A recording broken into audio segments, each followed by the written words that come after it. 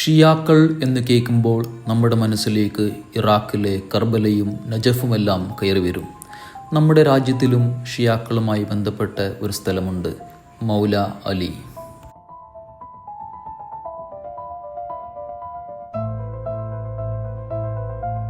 ഹൈദരാബാദിലെ മൗല അലിയിലാണ് ഉള്ളത്.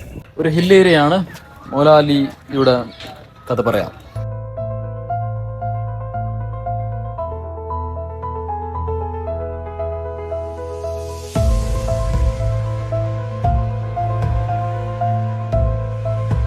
മൗല അലി കുന്നിൻ്റെയും ദർഗയുടെയും കഥ ഇതാണ്.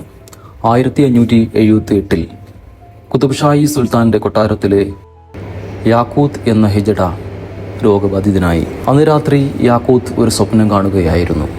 ആ സ്വപ്നത്തിൽ അങ്ങകലെ ഒരു വലിയ കുന്നിൽ അലി ബിൻ അബി ത്വാലിബ് അഥവാ മൗല അലി തന്നെ കാത്തിരിക്കുന്നതായും അവിടേക്ക് ചെല്ലുവാൻ കൽപ്പിക്കുകയും ചെയ്തു. സ്വപ്നത്തിൽ യാക്കൂത്ത് അലിയോടൊപ്പം ആ വലിയ കുന്നിൻ്റെ മുകളിലേക്ക് പോവുകയും അവിടെ അലി ഒരു വലിയ കല്ലിൽ തൻ്റെ കൈപ്പത്തി വയ്ക്കുകയും കൈപ്പത്തിയുടെ അടയാളം അവിടെ രേഖപ്പെടുത്തുകയും ചെയ്തു. പിറ്റേന്ന് രാവിലെ യാക്കൂത്തിൻ്റെ രോഗം ഭേദമാവുകയും ചെയ്തു. ഇതെല്ലാം കേട്ടറിഞ്ഞ് കുതുബ് ഷാ സുൽത്താൻ ആ വലിയ കുന്നിൻ്റെ മുകളിൽ ഒരു ദർഗ ഉണ്ടാക്കുവാനും അവിടേക്ക് ആ കല്ല് എടുത്തു വയ്ക്കുവാനും കൽപ്പിക്കുകയായിരുന്നു.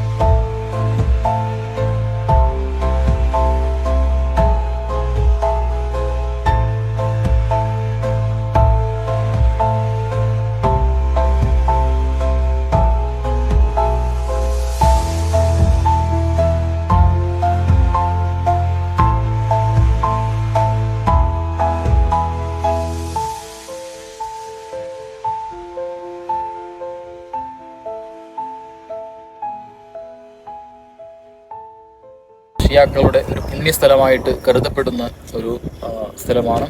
ഷിയാക്കളുമായിട്ട് ബന്ധപ്പെട്ട് ഒരുപാട് മിത്തുകളുള്ള സ്ഥലമാണ് Maula Ali. So signing off here, stay tuned.